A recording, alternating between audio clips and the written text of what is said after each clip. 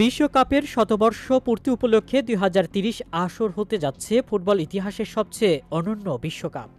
প্রথমবারের মতো ৬টি দেশে আয়োজিত হবে এই টুর্নামেন্ট। আর্জেন্টিনা, উরুগুয়ে ও প্যারাগুয়েতে হবে উদ্বোধনী ম্যাচ। বাকি অংশ অনুষ্ঠিত হবে স্পেন, পর্তুগাল ও মরক্কোতে। তবে এতেই শেষ নয়, এবার আরও বিস্ময়কর পরিবর্তনের চিন্তা করছে ফিফা। নিউ ইয়র্ক টাইমসের এক প্রতিবেদনে জানানো হয়েছে, ৫ই মার্চ অনুষ্ঠিত ফিফা কংগ্রেসে বিশ্বকাপের দল সংখ্যা বাড়িয়ে ৬৪ করার প্রস্তাব উত্থাপন করেছে ফিফা। কাতার ২০২২-এ সেখানে ৩২টি দল অংশ নিয়েছিল। ২০২৬ আসরে যা বেড়ে ৪৮ হচ্ছে, আর সেখানে এবার ২০৩০ বিশ্বকাপে এটা ৬৪টি নিয়ে যাওয়ার ভাবনা ফুটবল বিশ্বকে চমক দিয়েছে।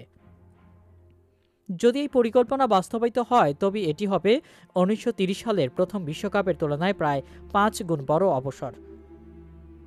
যদিও এখনও কোনো চূড়ান্ত সিদ্ধান্ত হয়নি, তবে এটি বিশ্বকাপের ইতিহাসে এক বৈপ্লবিক পরিবর্তন আনতে পারে। এদিকে বিশ্বকাপ ফাইনাল আয়োজনের জন্য এখন দারুণ প্রতিদ্বন্দ্বিতা চলছে। ৩টি শহর মর্যাদাপূর্ণ ফাইনাল ম্যাচ আয়োজনের জন্য শক্ত অবস্থানে আছে।